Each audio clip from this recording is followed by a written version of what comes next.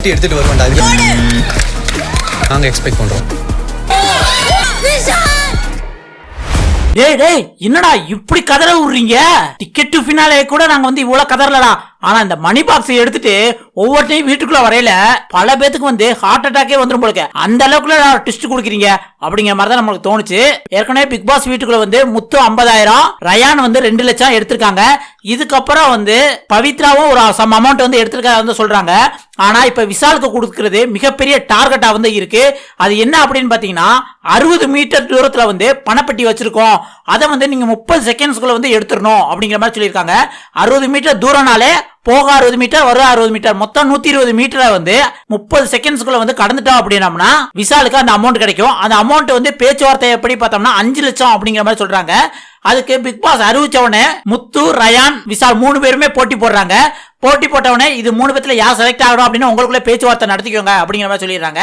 அதுல ரயான் வந்து கான்பிடண்டா சொல்றாங்க, டேய் நான் இது பணத்துக்காகலாம் போகல, ஆனா நான் போனோம்னா கண்டிப்பா இந்த 5 லட்சத்தை தூக்கிடுவேண்டா அப்படிங்கிற மாதிரி சொல்றாங்க.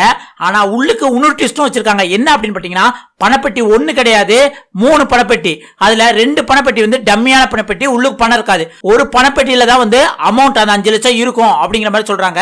விஷால் வந்து டேய் நீங்க 2 தடவை ஏற்கனவே போயிட்டீங்க, நான் இந்த டைம் ட்ரை பண்றேன் அப்படின்ட்டு வந்து விஷால் ட்ரை பண்றாப்ல.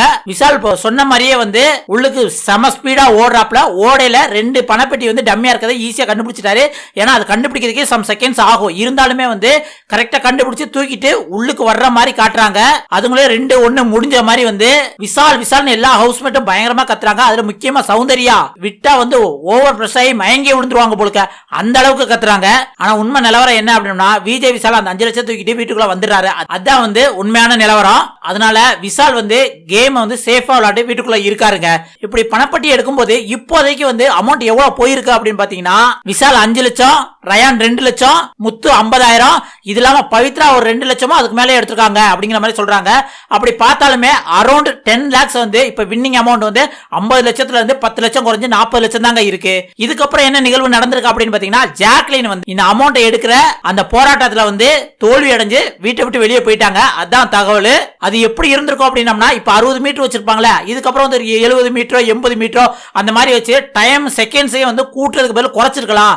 இருந்தாலுமே வந்து அந்த வீட்டுக்குள்ள எல்லாருமே வந்து மணி எடுக்க ட்ரை பண்ணிட்டாங்க. ஃபர்ஸ்ட் முத்து எடுத்துட்டாரு, ரயான் எடுத்துட்டாப்ல, பவித்ரா எடுத்துட்டாங்க, விஷால் எடுத்துட்டாப்ல, சௌந்தர்யா கூட வந்து மணியை எடுக்காட்டாலும் உள்ளுக்கு பாதி தூரம் போயிட்டு ட்ரை பண்ணிட்டு திரும்ப வந்துட்டாங்க அப்படிங்கிற மாதிரி வந்து சொல்றாங்க. இந்த இது அடிப்படையில் வந்து ஜாக்லின் வந்து எதுவுமே ட்ரை பண்ணாதனால அவங்க ரசிகர்கள் வந்து பயங்கரமா வந்து டிசப்பாயின்மெண்ட் ஆயிருவாங்க அப்படின்னு நினைச்சுக்கிட்டு இவங்க ஒரு ரிஸ்க் எடுக்கிறாங்க. அந்த ரிஸ்க்ல தோல்வி அடைஞ்சு பிக் பாஸ் விட்டு ஜாக்லின் வெளியேறிட்டதா வந்து இப்ப தகவல் வந்திருக்கு. இருந்தாலும் ஜாக்லின் அவளை ட்ரை பண்ணிருக்க தேவையில்லை, ஏன்னா டாப் 3 பிளேஸ்ல இருக்காங்க அப்படிங்கிற மாதிரி தான் நம்மளுக்கு தோணுது. நீங்க என்ன நினைக்கிறீங்க? பிக் பாஸ்ல வந்து அந்த ரசிகர்களுக்காக தன்னோட உழைப்பை போடணும் அப்படின்னு ரிஸ்க் எடுத்தது சரிதானா, இல்ல பேசாம அமைதியா இருந்து டாப் 3ல வந்து உணவு அவங்க ரசிகர்களை வந்து பயங்கரமா கொண்டாட வச்சிருக்கலாம் அப்படிங்கிறது வந்து சரிதானா? எது உங்களுக்கு தோணுதா மறக்காம கமெண்ட்ல சொல்லுங்க.